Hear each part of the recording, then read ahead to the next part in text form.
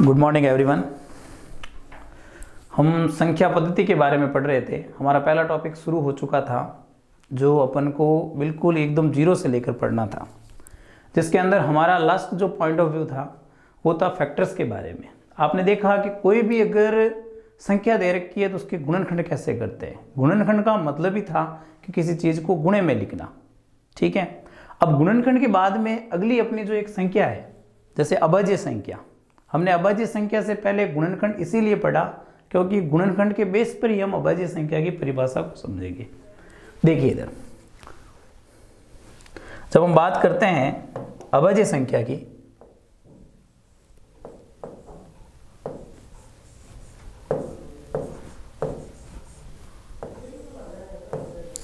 Number है अपना अभाज्य, या इसको कहते हैं रूट, या इसको अपन कहते हैं असंयुक्त।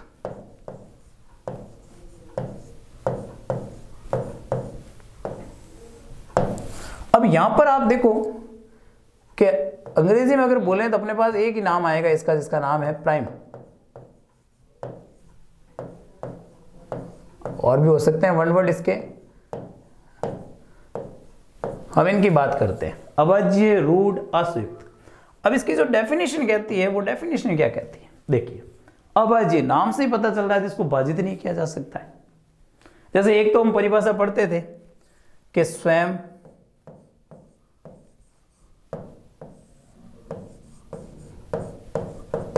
और एक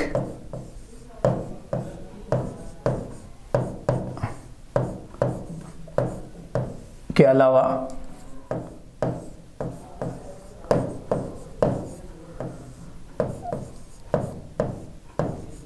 किसी का भाग नहीं जाए, कि स्वयं और एक के अलावा किसी का भाग नहीं जाए। क्या तो स्वयं का भाग जाए और क्या फिर अपने एक का भाग जाए। एक तो परिभाषा हमने ये पढ़ी। अब हमने फैक्टर पढ़े गुणनखंड, तो गुणनखंड के बेस पे भी एक परिभाषा लिखते हैं अपन। गुणन के बेस पे क्या है कि जब गुणनखंड करे संख्या के, ठीक है, तो गुणनखंड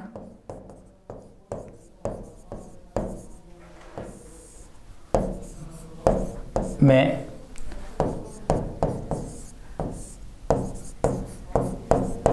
एक और स्वयं के अलावा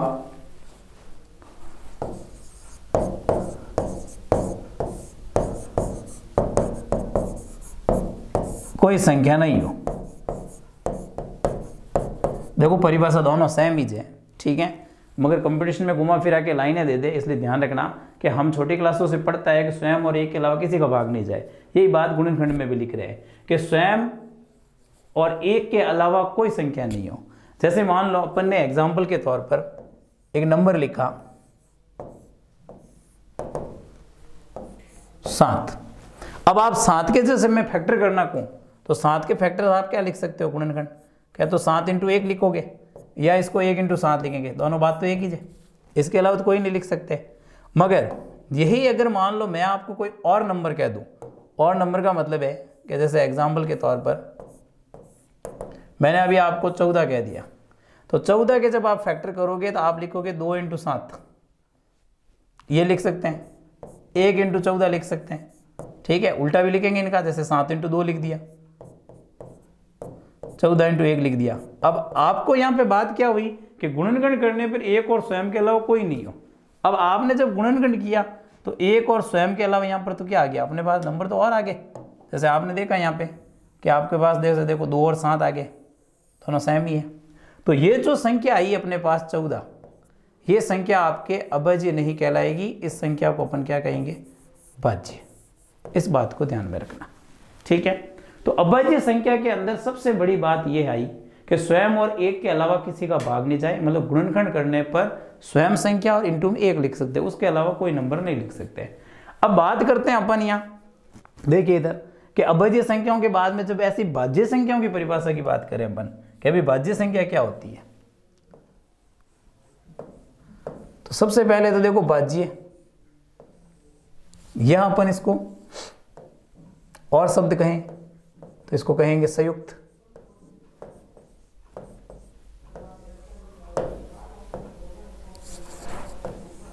इंग्लिश में इसको कहते हैं कंपोजिटिव। अभी इसका डिविडेशन भी बताएंगे कौन सी है कौन सी नहीं है।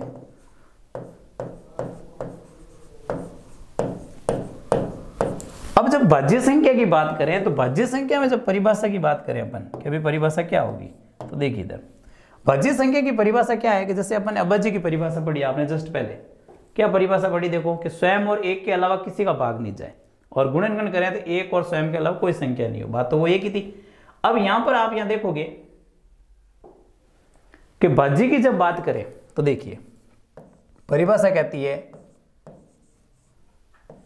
स्वयं और एक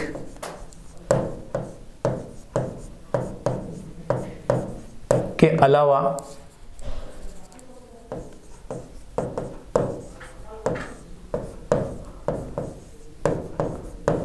अन्य किसी संख्या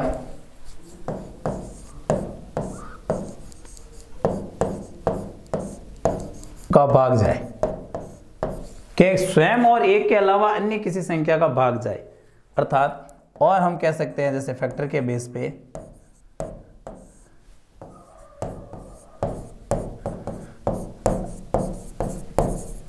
कि गुणनखंड में स्वयं और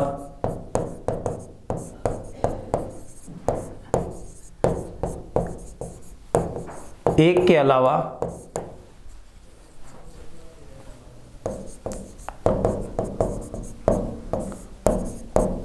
संख्या हो, बस। अब दोनों में फर्क यही है कि अगर अपन फैक्टर करें तो फैक्टर के अंदर सीधी सीधी बात यही है कि यहाँ फैक्टर में उसके फैक्टर होने चाहिए। जैसे मान लो अभी 14 लिखा था, ऐसे कैसे मैं 15 लिख दूं, तो 15 के फैक्टर आपको पता है 3 × 5 लिख सकते हैं अपन, तो ये अपने भाज्य होगी। मगर यही बात अगर अपन करें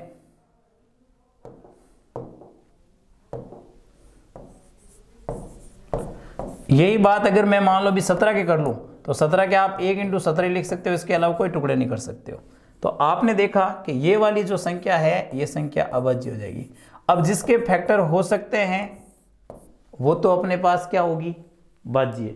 जिसके फैक्टर नहीं हो सकते हैं, मतलब टुकड़े नहीं तोड़ सकते हैं एक और स्वयं के अलावा, तो अपन उसको क्या कहेंगे, जैसे एक के एक टूटे और स्वयं ही टूटे तब तो है भाज्य, और उसके अलावा टूटे तो हम देखेंगे यहाँ पर ये संख्या कौन सी है, अपनी भाज्य संख्या। तो ये तो इन दोनों में फर्क आ गया कि अभाज्य संख्या जिसके टुकड़े करने पर एक और स्वयं ही जो, और भाज्य संख्या जिसमें एक और स्वयं के अलावा भी टुकड़े हो सकते हैं, उसको अपन क्या कहते हैं, भाज्य संख्या कहते हैं।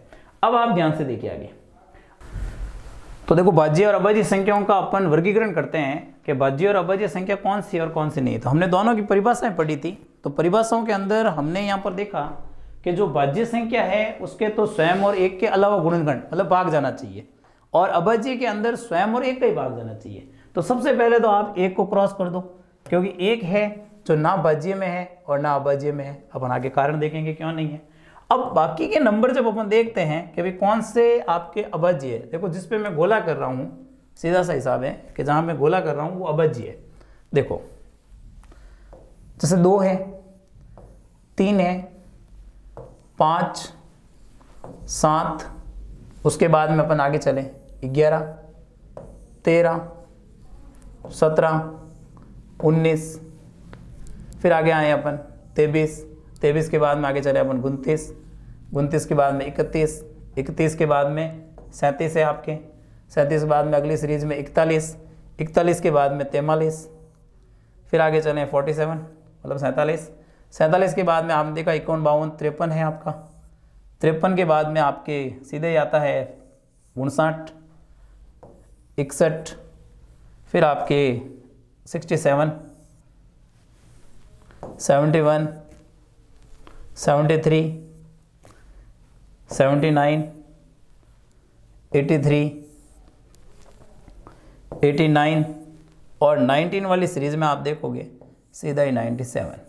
अब आप इनकी टोटल करो तो देखिए आप 1, 2, 3, 4, 5 6 7 8 9 10 11 12 13 14 15 16 17 18 19 20 21 22 23 24 25। देखो 25 हो गए पूरे के पूरे, गिन लीजिए आप, भले ऐसे गिन लीजिए 1 2 3 4 5, इस लाइन में तो कितना है, एक ही चाहिए, 5 6 7 8 9 10 11 12 13 14 15 16 17 18 19 20 21 22 23 24, एक अपने पास रह गया 11 वाला। देखो गिन लिया अपन ने, ये हो गया अपने पास 3 2 5 हो गए, मतलब टोटल हो गया अपने पास कितने 25। अब आपने देखा 1 से लेके 100 तक अपन देखें तो अपने पास 25 अभाज्य संख्या हो गई।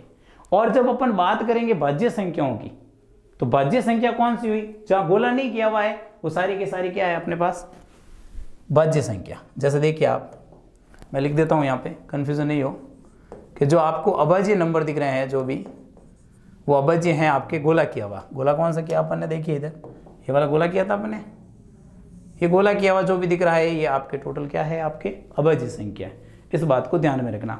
अब इसमें सबसे बड़ा मान ये ध्यान रखना कि आपको ऐसे पूछ ले कि 1 से लेके 10 तक कितनी है, 11 से लेके 20 तक कितनी है, ठीक है। या मान लो ऐसी कौन सी अभाज्य संख्या है जिसका इकाई अंक 1 है, 1 से लेके 100 तक, तो इकाई अंक 1 वाली देखिए ये रही, ऐसी कौन सी लाइन है, ठीक है। अगर इससे टेबल बनी हुई आ जाए और इस टेबल में आपसे कहा जाए कि ऐसी कौन सी लाइन है जिसके अंदर आपके अभाज्य संख्याएं नहीं है बिल्कुल, तो देखिए पहली दूसरी तीसरी चौथी लाइन, छठी लाइन और आपके 8वीं और 10वीं, ये जो 4 लाइनें दिख रही है 1 2 3 4, इन चारों ही लाइनों के अंदर कोई भी ऐसी संख्या नहीं है जो आपके अभाज्य संख्या हो, सारी की सारी भाज्य संख्या हो। फिर अपन बात करते हैं एकमात्र, देख लीजिए आप क्या है, सम और अभाज्य संख्या वो कौन है, 2 है।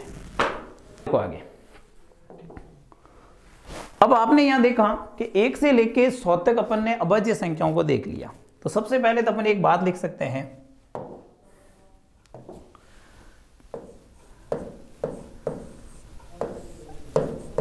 कि 1 से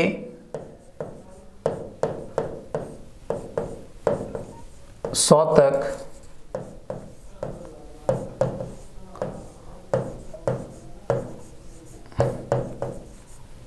कुल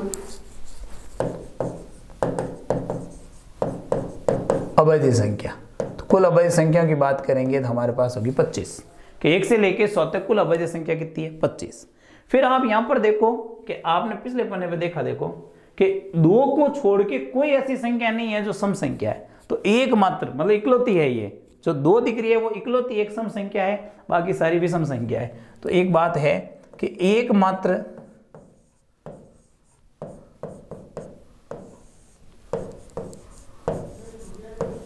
सम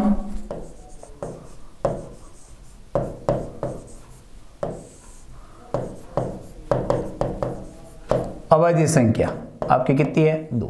अब देखो 100 से ज्यादा भी होगी, हम भाग दे के देखेंगे या उसके नजदीक कोई वर्ग दे करके देखते हैं कि भी होता है कि नहीं होता है। तो एकमात्र सम अभाज्य संख्या कितनी है, 2। फिर इसके बाद में अगर आपसे पूछे कि भाई सबसे छोटी अभाज्य संख्या,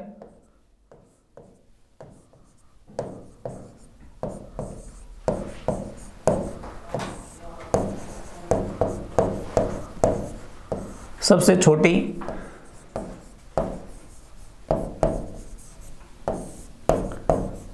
अभाज्य संख्या, तो सबसे छोटी अभाज्य संख्या भी कितनी है, 2, ये ध्यान रखना। अब मान लो आपसे कहते हैं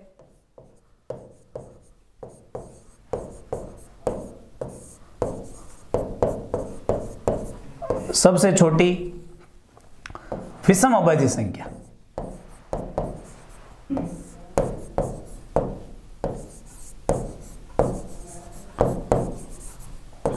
तो सबसे छोटी विषम अभाज्य संख्या अपने पास कितनी होगी, 3। इस बात को अपन को ध्यान रखना है। हो सकता है आपको आगे कैसे भी क्वेश्चन पढ़ ले कि 1 से लेकर 100 तक अभाज्य संख्याओं का योग कीजिए, उसमें से आपसे पूछ ले कि एकमात्र सम अभाज्य संख्या कौन सी है। जैसे प्रायिकता पढ़ेंगे तो प्रायिकता से संबंधित भी क्वेश्चन पूछ सकते हैं। तो ये सारी तो बातें थी जो अभाज्य संख्याओं के बारे में थी। अब ऐसे कैसे, आप एक बात देखो इसमें पिछले पढ़ने पे कि ये सारी तो अभाज्य संख्या आ गई। अब अभाज्य संख्याओं के बाद में कुछ संख्या ऐसी भी छूटी है जो अपने गोले नहीं किए हुए, वो सारी की सारी कौन सी है, भाज्य संख्या। अब भाज्य संख्या में सबसे छोटा कौन है, 4, फिर 6, फिर 8, फिर 9, फिर 10, ऐसे चलता रहेगा। तो इसके अंदर भी कुछ बातें लिखते हैं अपन, देखिए इधर।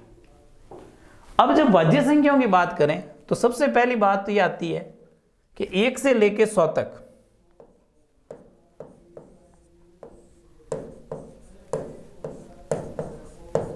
एक से 100 तक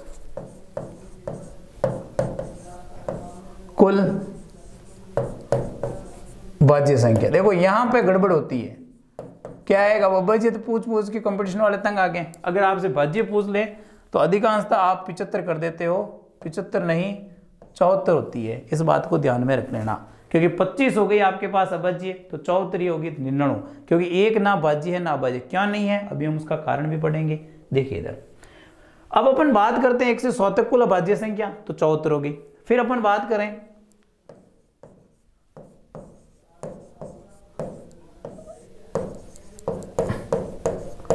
सबसे छोटी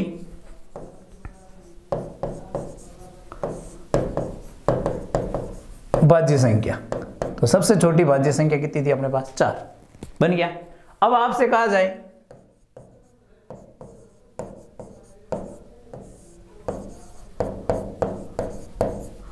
सबसे छोटी विषम भाज्य संख्या,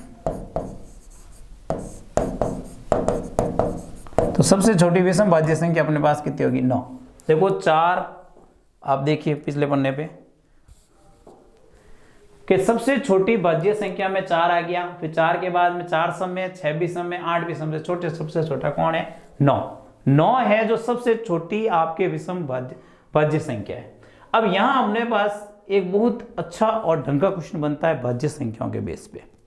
आपसे ये कुछ पूछा जाता है कि कोई भी अगर मान लो कि आपको एक संख्या दे रखी है और संख्या दे के पूछ लिया जाए कि इसकी कुल कितनी है ना अभाज्य गुणनखंड होते हैं, ऐसा अगर आपसे क्वेश्चन पूछे, कुल अभाज्य गुणनखंड कैसे, कि जैसे मान लो एग्जाम्पल के तौर पर मैंने आपको एक सवाल दिया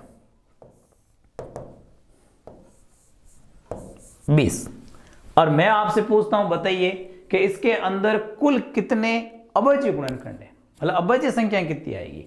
आज अब मान लो आप 20 के टुकड़े करते हो, तो आप 20 के फैक्टर करोगे, ये 10 टाइम्स,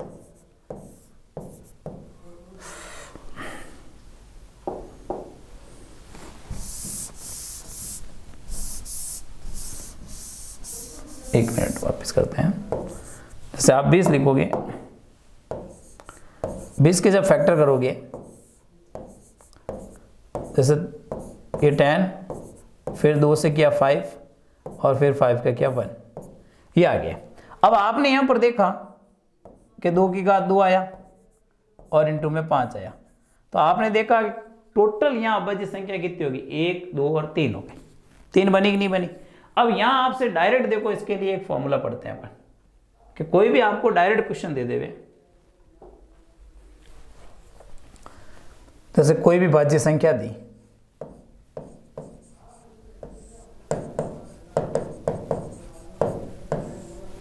मान लो कोई भाज्य संख्या आपको दे दी x, और आपने उसके फैक्टर किए टुकड़े, मतलब अभाज्य गुणनखंड, और गुणनखंड आए p1 उसकी घात m1, p2 m2 into dash dash, और इंटू लास्ट आ गया pn mn। अब आपसे पूछा कि कुल अभाज्य गुणनखंड बताओ, कि कुल अभाज्य गुणनखंड कितने हैं। ठीक है, ये जो p1 p2 p3 जो भी दिख रहा है आपको, ये सारी अभाज्य संख्या है। अब कुल अभाज्य गुणनखंड में आपको कुछ नहीं करना है कि सीधा सीधा इनको जोड़ दीजिए।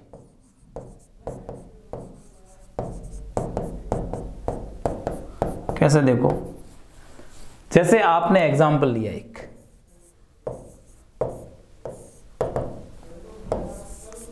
दो की घात 3 इंटू 5 की घात 2 और इंटू 7 की घात 2, और आपसे कहा कि बताइए कुल अभाज्य गुणनखंड कितने हैं, मतलब कुल अभाज्य वाली संख्याएं कितनी है, 2 है, 3 बार, 5 है, 2 बार, 7 है, 2 बार। तो आपसे कुल अभाज्य गुणनखंड पूछे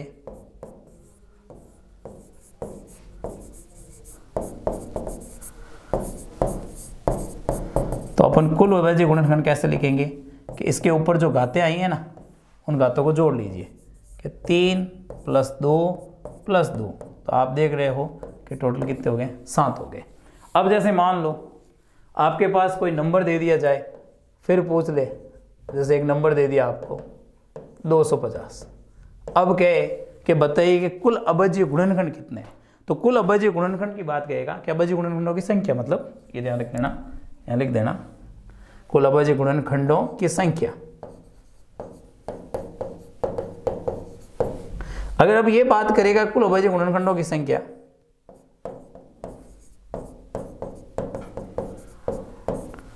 अब कुल अभाज्य गुणनखंडों की संख्या की बात करें अपन कि जैसे अपने पास 250 दे रखा है, तो अपन पहले तो करेंगे फैक्टर इसके, 2 का देंगे डिवाइड 125, फिर जाएगा 5 का 25, फिर जाएगा 5 का 5, फिर 5 का जाएगा 1, हो गए। अब आपने देखा कि जब आपने फैक्टर किए तो 2 तो 1 ही था, मगर 5 था 3 बार। तो कहने का मतलब है कुल अभाज्य गुणनखंडों की संख्या, कुल अभाज्य गुणनखंड कितने हैं, 3 और 1 4 है।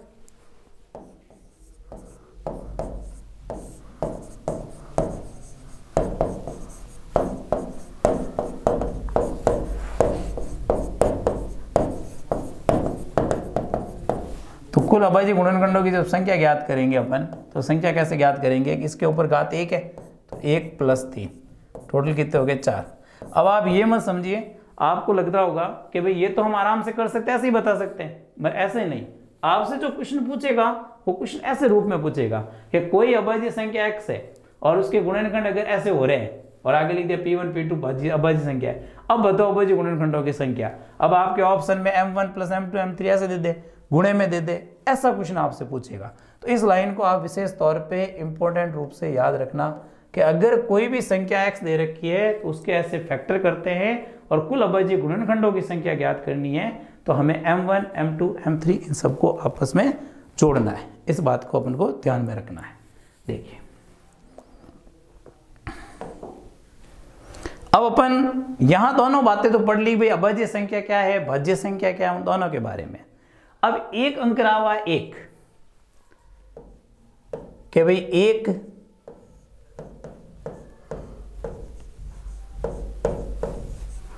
ना भाज्य और ना ही अभाज्य। अब क्यों है उसका कारण सुनिएगा। उसका एक सीधा सा कारण यह है कि जब हमने दोनों की परिभाषा पढ़ी,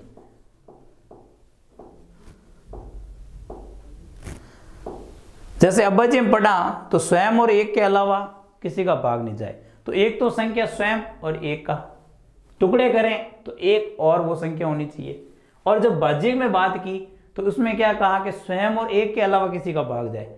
अब इन सब बातों के बाद में आप यहां देखो कि जब अपन एक की बात करें कि भाई अपने पास जैसे एक है, अब इस एक के जब अगर गुणनखंड करें तो एक के आप गुणनखंड करोगे तो गुणनखंड तो क्या होगा, आप ज्यादा से ज्यादा 1 × 1 लिखोगे।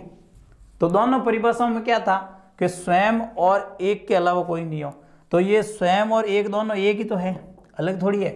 यही स्वयं है और यही एक है, दोनों एक ही हो गया।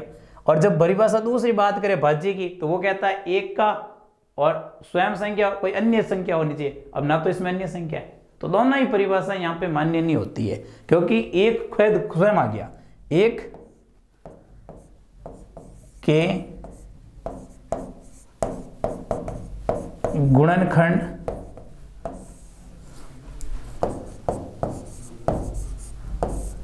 स्वयं के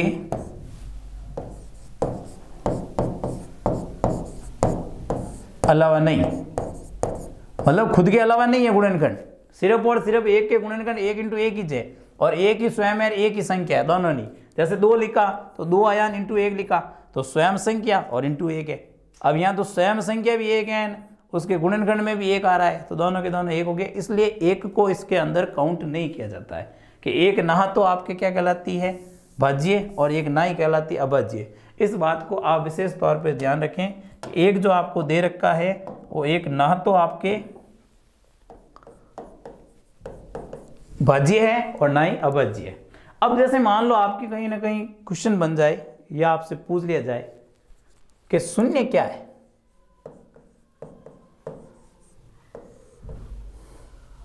शून्य क्या है, मतलब भाज्य है या अभाज्य है। तो देखो पहली बात है परिभाषा क्या कहती है कि स्वयं और 1 का भाग जाए। अब स्वयं और 1 का भाग जाए तो 0 में 1 का भाग तो जाता है, मगर हमने पढ़ा था कि 0 में 0 का भाग नहीं जाता है, क्योंकि हमने इसका नाम लिखा था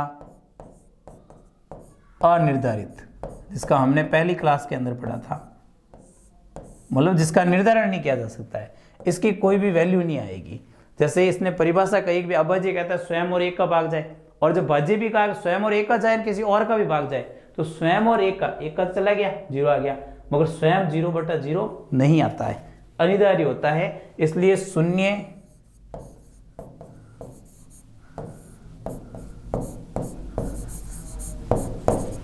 ना भाज्य और ना ही आपके क्या कहलाएगी अभाज्य।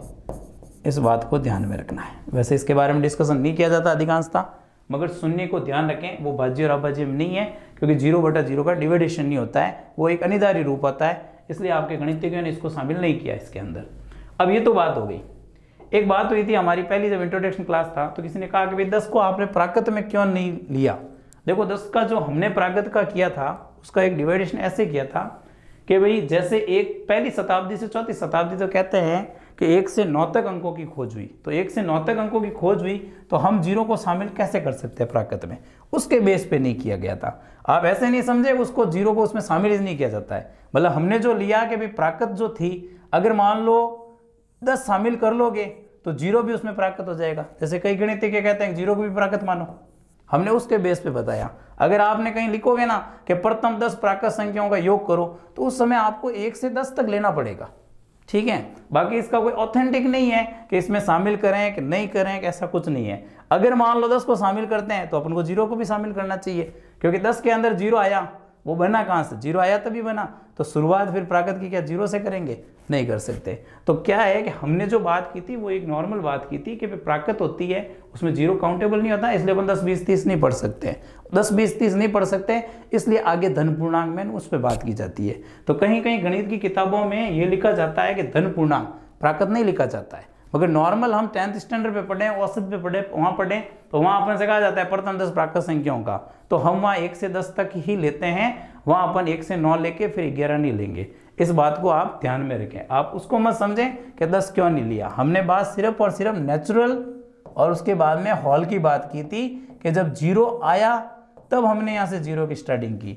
अगर आप 10 यहाँ से काउंट करोगे तो फिर नेचुरल को भी 0 से काउंट करना पड़ेगा, इसलिए अपन ने ये बात की थी। आप उसमें बेफिक्र रहें, अगर आपको प्रथम 10 प्राकृत संख्या कहे तो आपको 1 2 3 4 5 6 7 8 9 10 लिखा जाएगा, मगर ऑथेंटिक तौर पे देखें तो पहली से चौथी शताब्दी तक 1 से 9 तक अंकों की बात हुई थी।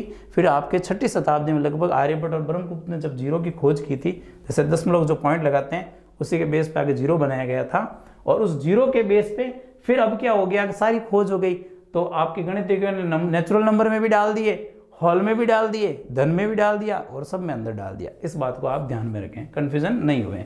आपसे कहीं पूछे प्रथम 10 प्राकृत संख्या, प्रथम 20 प्राकृत संख्या, तो आपको इंक्लूड करना है, और नहीं तो नॉर्मल वे में बात करें तो अगर अपन 10 इंक्लूड करते हैं तो फिर अपन को 0 भी इंक्लूड करना पड़ता है। इस बात को ध्यान रखें, तो इसमें कंफ्यूजन होना ही नहीं। नेचुरल कि 1 से शुरू, W कि 0 से शुरू, बस। आज की क्लास में अपन अभाज्य और भाज्य संख्याओं के बारे में पढ़ेंगे। कल अपन आगे और संख्याओं के बारे में पढ़ेंगे जो इनसे रिलेटेड हो, ठीक है। लाइक कीजिएगा, सब्सक्राइब कीजिएगा और अपने दोस्तों के साथ शेयर कीजिएगा। शुभ रात्रि।